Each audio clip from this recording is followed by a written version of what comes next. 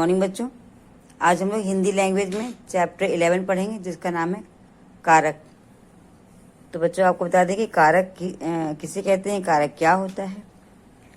कारक बच्चों वे शब्द होते हैं जो संज्ञा और सर्वनाम शब्द का क्रिया के साथ संबंध बताते हैं।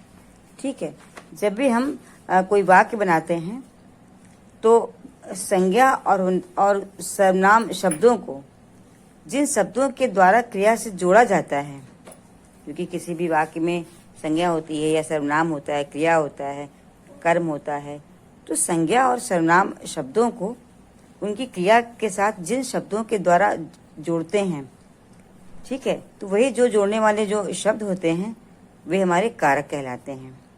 ठीक है, तो इन्हीं शब्दों को हम कहते हैं कि ये कारक हैं। कारक चिन्हों के अभाव में वाक्य कोई भी सार्थक नहीं रहता।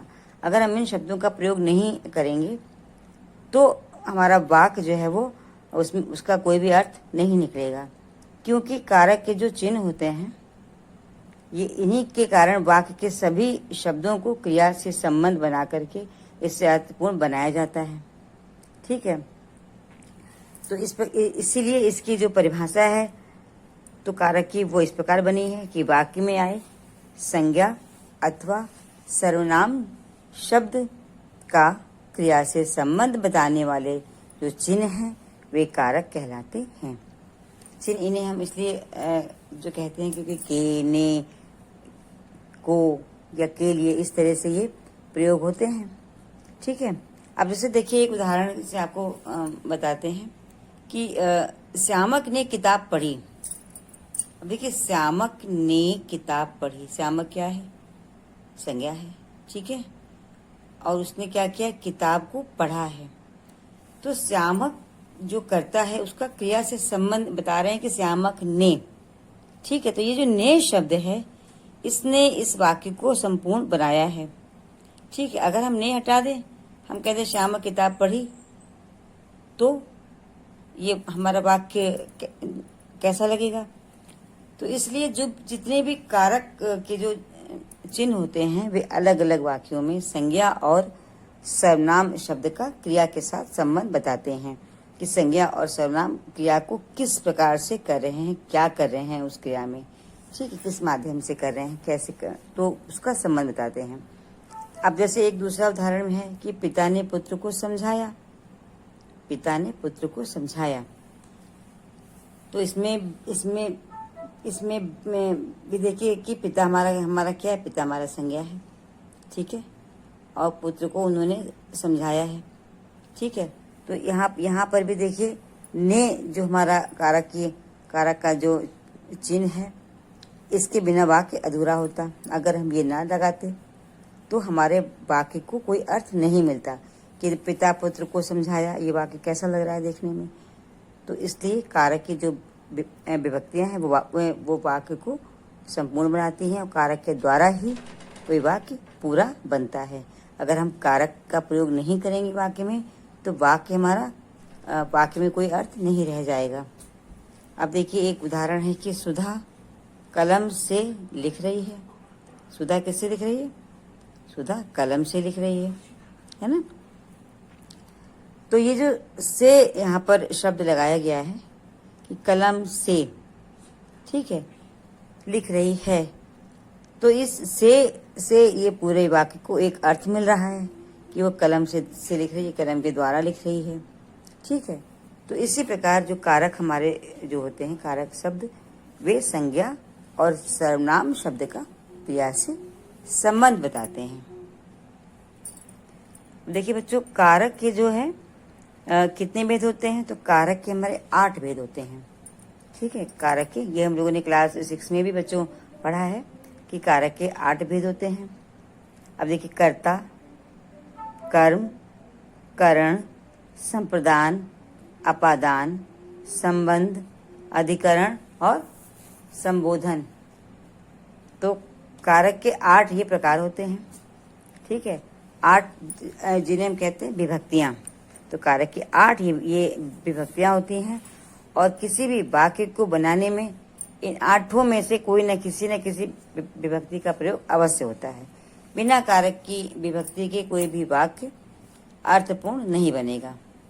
ठीक है, अब देखिए सबसे पहली विभक्ति हमारी होती कर्ता।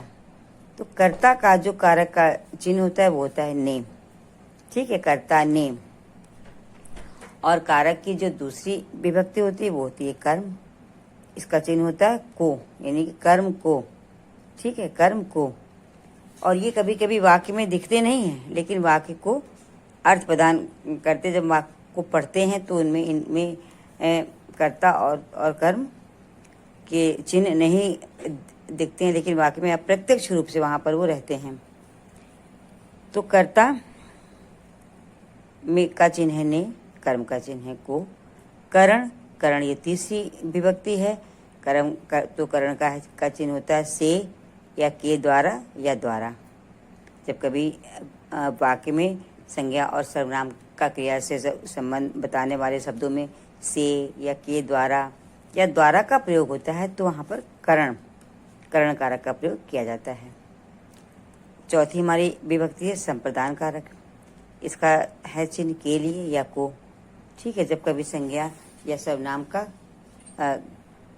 क्रिया के साथ जब किसके लिए या किसको के लिए बताते हैं तब संप्रदान कारक का प्रयोग होता है।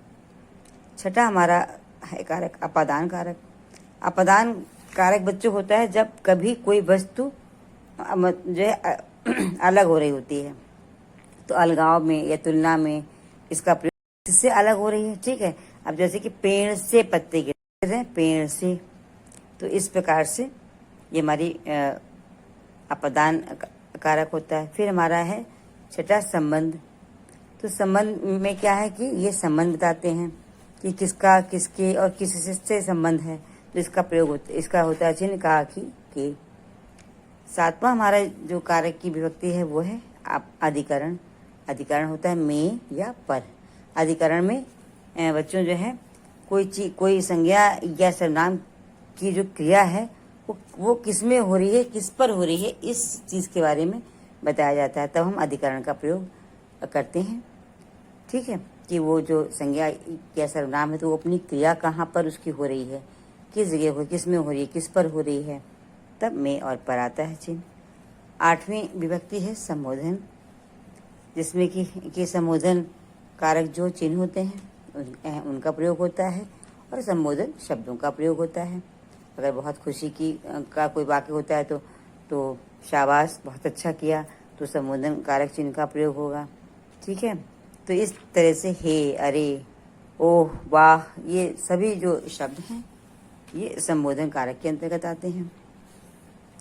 तो ये बच्चों कारक के हमारे ये 6 भेद थे। आगे का हम लोग कल पढ़ेंगे। ठीक है, इतना आप इसको अच्छे से पढ़ लीजिएगा। कल आपको हम इसके आगे एक एक कर्ता क्या है, कर्म क्या है, करण क्या है, संप्रदान क्या है, इसके बारे में हम आपको कल बताएंगे। ओके बच्चों, बाय।